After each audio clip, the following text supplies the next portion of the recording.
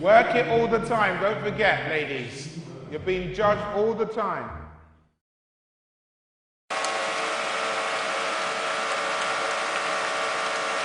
Yeah, so can you tell us about yourself and who you are and all the things you've done?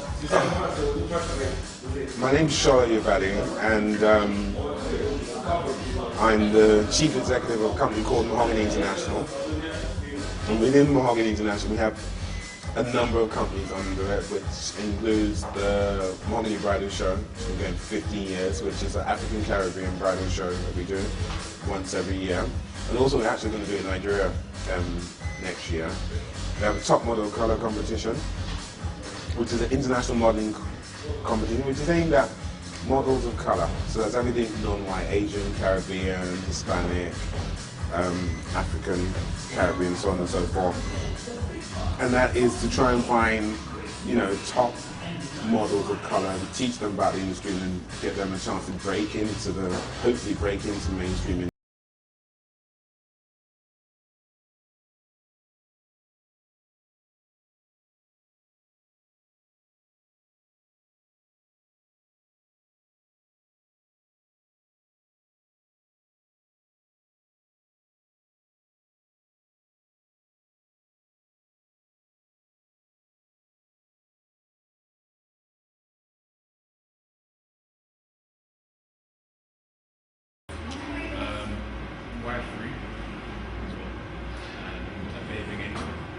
Speak up.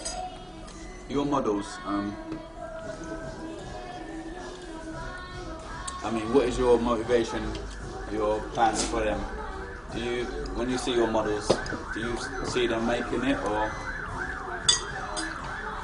how do you view them?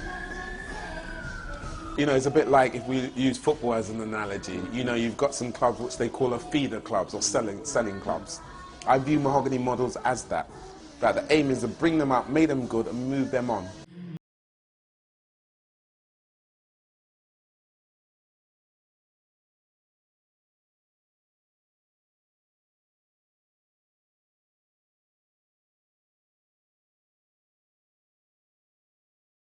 Hi Samantha, how are you tonight? I'm fine, thank you, and yourself?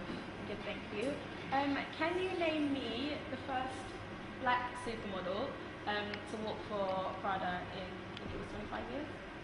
The first one with Prada, Top modeling agencies, won't they be the same agencies that perhaps would bring in a model that looks or reflects themselves more European look? Is that your intention to push them into, if that is the mainstream, is that your intention to push them back into that? I think that's a really good question, because it goes back to what I said about England is unique in a situation, because if we were in Africa, we wouldn't even be having this discussion, because our models would be out there, they'd be working non-stop, not have a problem. America, very much the same thing. England, because black people don't have a financial power base, it means that we rely on mainstream to do everything for us. Whereas other countries do things for themselves. So it means that to change things, once again, going back to football, you can say I'm a crazy football fan, okay? If we look at the likes of Cyril Regis, when he first started, he faced the most abuse that you can imagine. Banana skins thrown at him, monkey chants and all that sort of stuff. But if he was not the first to go forward, there would not be as many black footballers as there are now. If one top modeling agency does it and have a great success with a Naomi Campbell or Jordan Dunn, the one down the road thinks, hold on a minute, I need to get my own Naomi Campbell. And they're going to do the same.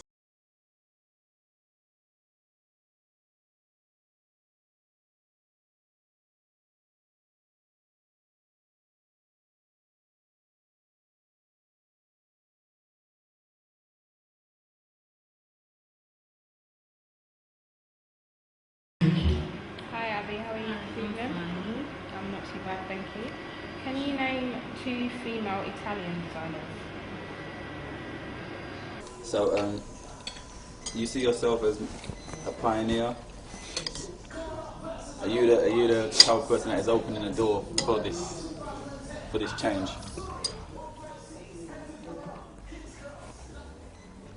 That's always a difficult question to answer because it's one of those that if you say you're a pioneer, do people start to think you're being big-headed about it? But at the same time, when I sit back and look at what I've done, what I've been able to achieve through myself and the company, and I look at our models and designers and companies that we've worked with and what they've gone on to achieve, and then I look at my bank balance, yeah, I have to say I'm a pioneer because it's definitely not for the money.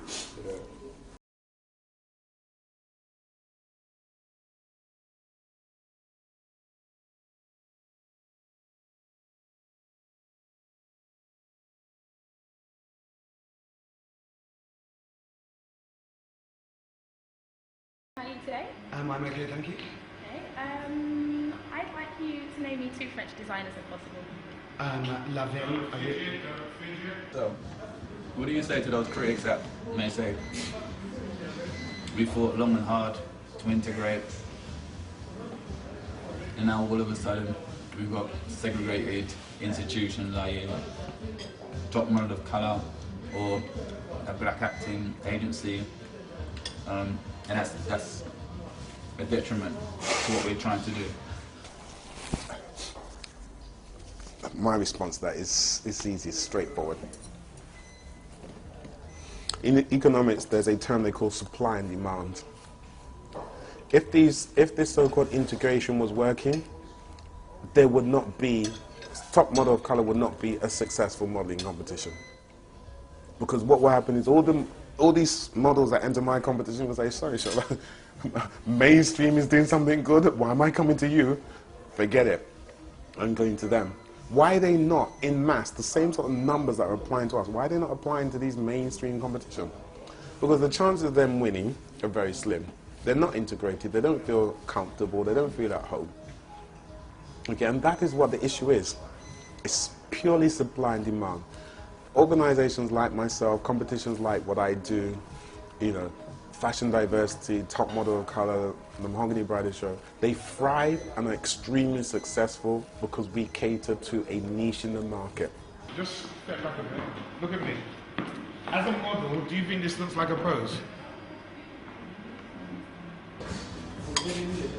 What I find interesting, worth paying attention to is the fact that a lot of these black ladies or black models try to, in their appearance, emulate the European woman. And in that case, why not just get the genuine European woman, as opposed to just finding the blacks just to, you know, fulfill targets? I was wondering how long it was going to take you to get to that one.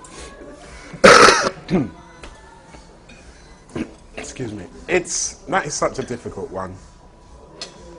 I mean, if you speak to the average black woman, she says she does it not because she wants to be like a European, but because black men like their women to look like that. Is that true? Is it not true? I don't know, because being a black man myself and speaking to a number of black men, when it comes to the weaves and the wigs and stuff like that, a lot of us say we don't like them because we can't run our hands through their hair, you know, because you don't touch a black woman's weave, all right? Because she's gonna that's gonna be divorce proceedings immediately.